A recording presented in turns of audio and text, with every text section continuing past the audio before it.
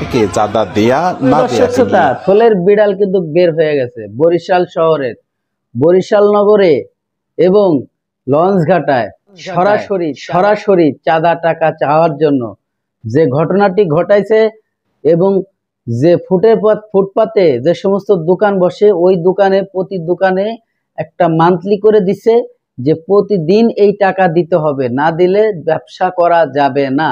আর সেই ঘটনাটি সাংবাদিকের হাতে বন্দী হয়ে গেছে নেতা সহ। সুপ্রিয় দর্শক শ্রোতা, আসসালামু আলাইকুম। দেশে এবং প্রবাসে, দূরে এবং কাছে যে যেখান থেকে আজকের এই ভিডিওটি দেখার জন্য প্লে করেছেন, সবাইকে আন্তরিক শুভেচ্ছা, অভিনন্দন। দর্শক শ্রোতা, খুবই চাঞ্চল্যকর তথ্য রয়েছে আজকের এই ভিডিওতে। অবশ্যই ভিডিওটি যারা ওপেন করছেন দেখার জন্য সবাইকে অনুরোধ করব সম্পূর্ণ ভিডিওটি কন্টিনিউ করবেন। দর্শক, বিশেষ কিছু তথ্য আজকের এই ভিডিওতে। স্ক্রিনে শুরু থেকে আপনারা একটি নেতার ছবি দেখছেন এবং এই বিভিন্ন গণমাধ্যমে এই ভিডিওটি প্রকাশিত হয়েছে। আপনারা হয়তো অনেকেই এই ভিডিওটি দেখছেন, তারপরেও কিছু কথা আপনাদের সাথে শেয়ার করব।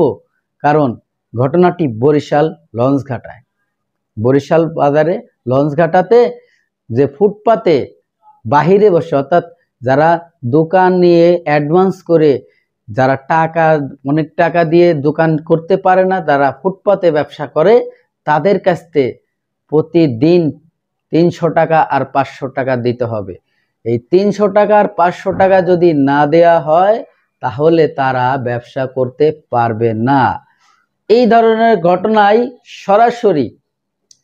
সরাসরি টিভি চ্যানেলে নিউজ করা হয়েছে। এখন ভাবেন যে ওই নেতার অবস্থা কি হয়ে দাঁড়াইছে। পাত্রী নেতা, ছোট নেতা, বড় নেতা, সকল নেতাই এই ভিডিওতে জড়িয়ে পড়ছে।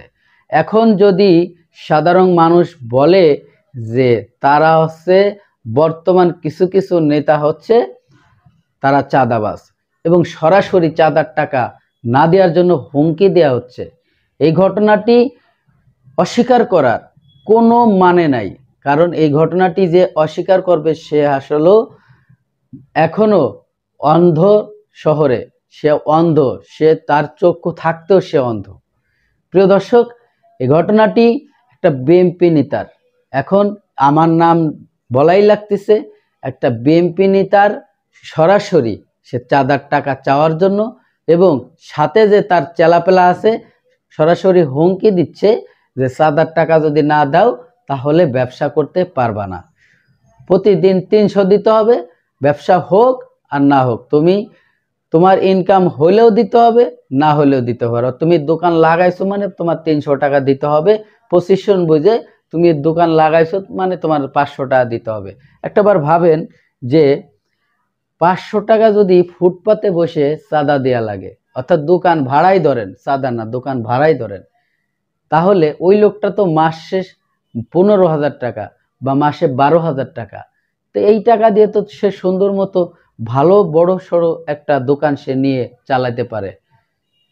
প্রিয় দর্শক, আমাদের বাংলাদেশে এখন পর্যন্ত এই ধরনের লোকজনদের জন্য কিছু ভালো মানুষের বদনাম হচ্ছে। অবশ্যই আজকের এই ভিডিওটি বন্ধুদের মাঝে শেয়ার করে দেবেন। আমি আর বেশি কথা বাড়াইতে চাচ্ছি না, চলুন সেই গুরুত্বপূর্ণ ভিডিওটি দেখে আসি। যে গণমাধ্যম নিউজ করেছে সেই গণমাধ্যমের কিছু অংশ ভিডিও আপনাদেরকে দেখাবো। চলুন সেই গুরুত্বপূর্ণ ভিডিওটি দেখে আসি। দর্শক, ভিডিওতে যাওয়ার আগে ছোট্ট করে যদি আমার এই চ্যানেলে নতুন বন্ধু হয়ে থাকেন, ভালো লাগলে চ্যানেলটিকে সাবস্ক্রাইব করে রাখবেন। আর অলরেডি যারা সাবস্ক্রাইব করে রাখছেন তাদেরকে অসংখ্য ধন্যবাদ। তো বেশি দোকান প্রতি প্রতিদিন 300 টাকা করে চাঁদা দাবি করা হয় বলে অভিযোগ করেন ব্যবসায়ী।